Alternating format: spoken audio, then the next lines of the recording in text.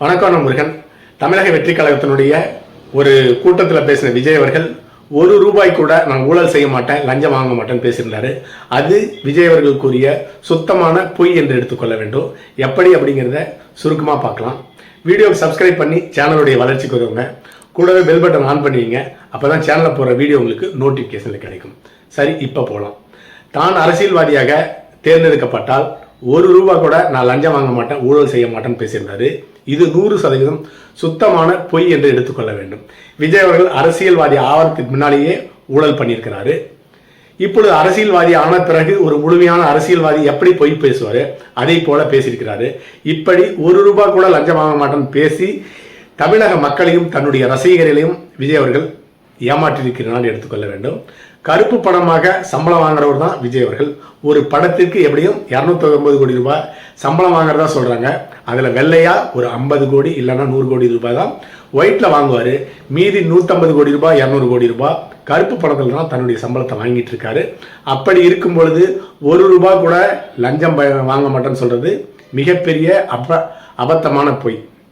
அடுத்ததாக ஜெயலலிதா அவர்கள் சொல்லியிருந்தாங்க, நான் ₹1 தான் சம்பளம் வாங்கணும்னு சொல்லிட்டு. அண்ணா திராவிட முன்னேற்ற கழகத்தினுடைய ஆட்சியில முதலமைச்சராக இருந்த முன்னாள் முதலமைச்சர் ஜெயலலிதா அவர்கள், நான் முதலமைச்சராக பதவியேற்றுக் கொண்டு முதலமைச்சராக பணியாற்றுவதற்கு ₹1 தான் சம்பளம் வாங்கணும்னு சொல்லியிருந்தாங்க.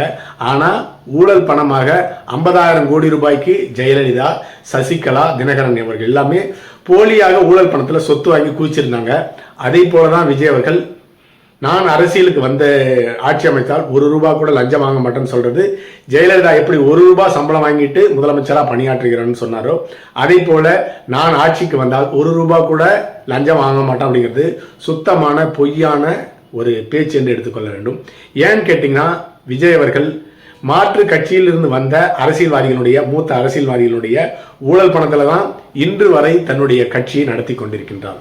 அதற்கு அடுத்ததாக வெளிநாட்டிலிருந்து இங்கிலாந்திலிருந்து ரோல்ஸ் ராய்ஸ் கார் வாங்கியிருந்தாரு.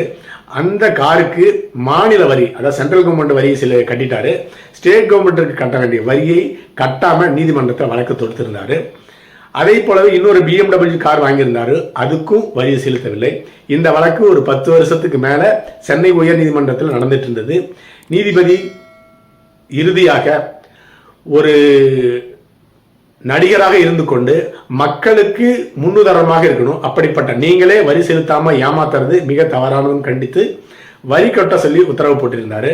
அப்படி தான் இறக்குமதி செய்யப்பட்ட காருக்கே வரி செலுத்தாம ஏமாத்தின விஜய் அவர்கள் முதலமைச்சரானா ₹1 கூட லஞ்சம் வாங்க மாட்டோம் அப்படிங்கிறது அபத்தமான பொய். அடுத்ததாக செங்கோட்டையன். அண்ணா திராவிட முன்னேற்ற கழகத்திலிருந்து அதிருப்தியில வெளியேறியவர் தான் செங்கோட்டையன். அதன் பிறகு தமிழக வெற்றி கழகத்தில் தன்னை இணைத்துக் கொண்டார். ஆனா அண்ணா திராவிட முன்னேற்ற கழகத்தினுடைய ஆட்சியில அமைச்சராக இருந்த பொழுது ஊழல் செஞ்சார்னு சொல்லிட்டு நீதிமன்றத்தால் தண்டிக்கப்பட்டவர் தான் இந்த செங்கோட்டையன். அப்படிப்பட்ட செங்கோட்டையனை தன்னுடைய பக்கத்துல வச்சுக்கிட்டு, நான் அரசியல்ல ₹1 கூட ஊழல் செய்ய மாட்டேன் அப்படிங்கிறத எந்த வகையில ஒரு சரியான பேச்சு என்று நீங்களே எடுத்துக்கொள்ளலாம். அது மட்டும் இல்லாம திராவிட முன்னேற்ற கழகம், அண்ணா திராவிட முன்னேற்ற கழகம், காங்கிரஸ், இந்த மூணு கட்சியிலுமே அதிருப்தியில் இருக்க ஊழல் அமைச்சர்கள், எம்எல்ஏக்கள் எல்லாமே தமிழக வெற்றி கழகத்தில் ஒவ்வொருத்தரா சேர்ந்துட்டு இருக்காங்க. அப்படி ஊழல் செஞ்சவங்க தன்னுடைய கட்சியில் சேர்த்துக்கொண்டு ₹1 கூட ஊழல் செய்ய மாட்டேன் அப்படிங்கிறது சுத்தமான பொய். அது மட்டும் இல்லாம கடந்த காலத்துல தயாரிப்பாளர் வீட்டில் வருமான வரித்துறை ரெய்டு நடத்தியிருந்தாங்க. அந்த படத்தை விஜய் அவர்கள் நடித்திருந்தார். விஜய் அவர்கள் கணக்கில் காட்டாம ஒரு ₹5 கோடி விஜய்க்கு கொடுத்ததா தயாரிப்பாளர் ஒப்புக்கொண்டிருந்தார். அதன் பேர்ல விஜய்க்கு வருமான வரித்துறை ₹3 கோடி அபராதம் வீசியிருந்தாங்க. அந்த அபராதத்தை கட்டியவர் தான் விஜய். அதாவது கருப்பு பணத்துக்கு ₹3 கோடி அபராதம் செலுத்திய விஜய் ₹1 கூட லஞ்சம் வாங்க மாட்டேன் அப்படி என்று தற்பொழுது பேசிக் கொண்டிருக்கிறார். அடுத்ததாக ஆதவர்ஜினா யாருன்னு கேட்டீங்கன்னா, லாட்டரி மார்ட்டினுடைய மருமகன் ஆதவர்ஜினா அவர்கள் ஆயிரக்கணக்கான கோடி ரூபாய்க்கு போலி லாட்டரி அடிச்சு அதன் மூலமாக ஒரு 100கணக்கான வழக்கை தன்னுடைய பெயர்ல வச்சிருக்கிறவர் தான் லாட்டரி மார்ட்டின் அவர்கள்.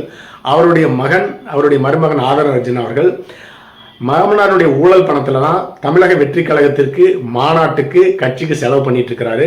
அப்படி இருக்கும் பொழுது ஊழலே செய்ய மாட்டான் அப்படின்னு சொல்ற விஜய் கூறுவது ஏற்றுக்கொள்ளும்படியாக இல்லை. சினிமாவில் நடிச்சு ஒரு படத்துக்கு ₹250 கோடி சம்பளம் வாங்க விஜய் அவர்கள் தன்னுடைய கட்சி செலவுக்காக வெளியிலிருந்து வருகின்ற ஊழல் பணத்தை, போலியாக டாக்ஸ் கட்டாம ஏமாத்தின பணத்தை தன்னுடைய கட்சி மாநாட்டுக்கு, கட்சிக்கு செலவு செய்து கொண்டிருக்கின்ற விஜய் அவர்கள் ₹1 கூட நான் அரசியல்வாதியாக வந்தால், முதலமைச்சராக தேர்ந்தெடுக்கப்பட்டால் ₹1 கூட ஊழல் செய்ய மாட்டேன்னு சொல்றது முழுமையான பொய் என்று எடுத்துக்கொள்ள வேண்டும். அடுத்த பதிவில் சந்திக்கலாம். நன்றி.